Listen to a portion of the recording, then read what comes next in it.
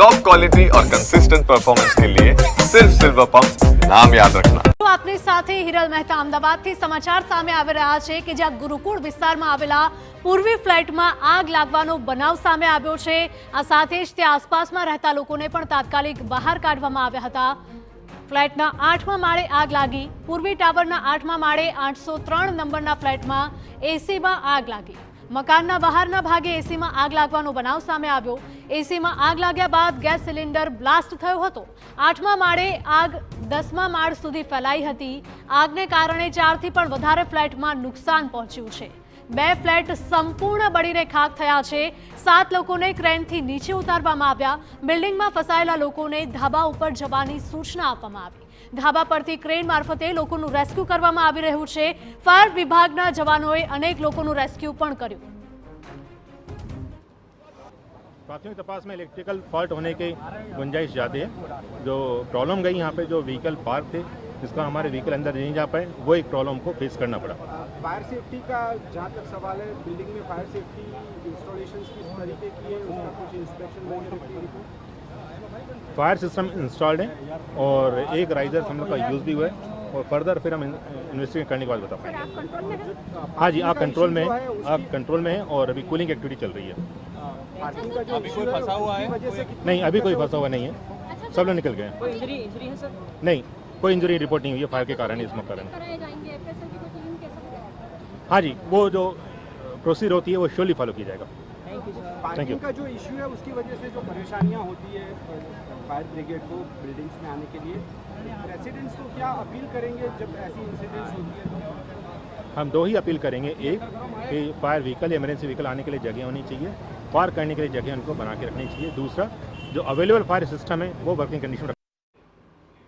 તો આ જ મુદ્દે વધુ માહિતી સાથે અમારા સંવાદદાતા જિગ્નેશ પટેલ જોડાઈ ગયા છે સ્થળ પરથી લાઈવ। જિગ્નેશ, પૂર્વી ટાવરના 8મા માળે આગ લાગી હતી અને 10મા માળ સુધી આગ ફેલાઈ છે। કેટલી વિકરાળ આગ?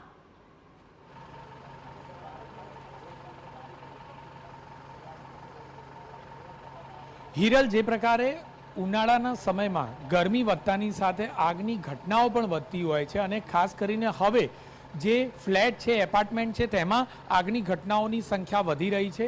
પાછલા કેટલાક સમય પર જો નજર કરીએ તો તેના આંકડા પણ વધી રહ્યા હોય તે પ્રકારનું જોવા મળી રહ્યું છે। પૂર્વી ટાવરની વાત કરીએ તો જે દ્રશ્યોમાં સ્પષ્ટ દેખાય છે કે 8મા માળે આગ લાગી હતી।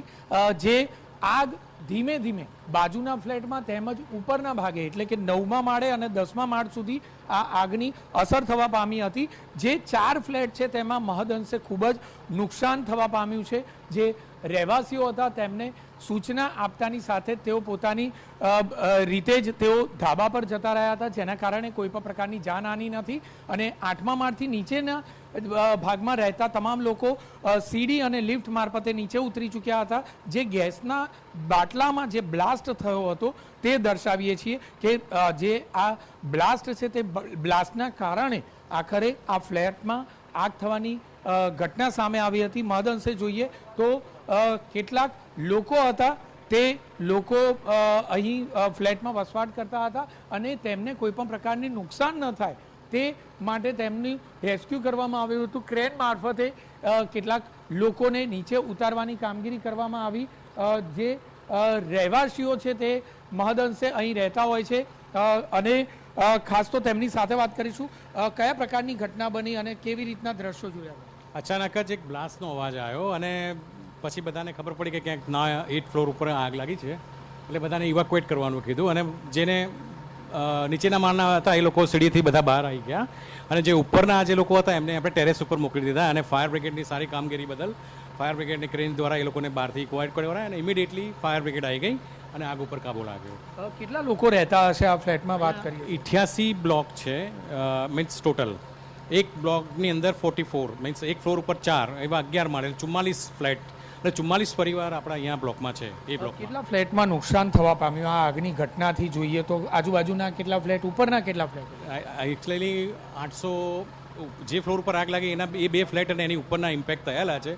હજુ સુધી કોઈને ઉપર જવા નથી દીધું કારણ કે ફાયર બ્રિગેડ અને પોલીસની કામગીરી ચાલુ છે, એટલે એકચ્યુઅલ ફિગર એ લોકો તરફથી જ મળશે। ટૂંકમાં કહીએ તો હાલમાં જે આગની ઘટના બની, આગની ઘટના બનતાની સાથે કોઈ પણ પ્રકારે વધુ પડતી ઈજા ન થાય, કોઈ વ્યક્તિને નુકસાન ન થાય તેનું ધ્યાન રાખવામાં આવ્યું. ક્રેન મારફતે 5 થી વધુ લોકોને ક્રેન મારફતે રેસ્ક્યુ કરવામાં આવ્યા, તેમને નીચે ઉતારી લેવામાં આવ્યા અને વીજળીનું કનેક્શન કાપી નાખવામાં આવ્યું, જેથી કરીને કોઈ પણ અન્ય વધુ અકસ્માતની ઘટના ન બને, કોઈ વ્યક્તિને કોઈ પણ શોર્ટ સર્કિટની ઘટનાનો ભોગ ન બનવું પડે તે બાબતનું પણ ધ્યાન રાખવામાં આવ્યું.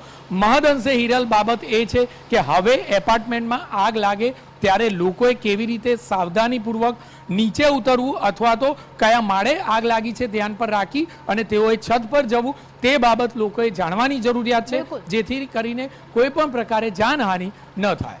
બિલકુલ જિગ્નેશ, માહિતી બદલ આપનો આભાર. તો અમદાવાદના ગુરુકુળ વિસ્તારની આ ઘટના છે કે જ્યાં એક સોસાયટીના 8મા માળે આગ લાગી હતી અને જોતજોતામાં આગ વિકરાળ બની હતી અને ગેસનો બાટલો પણ બ્લાસ્ટ થયો હતો, જેના કારણે આગ વધારે ફેલાઈને 10મા માળ સુધી પહોંચી હતી.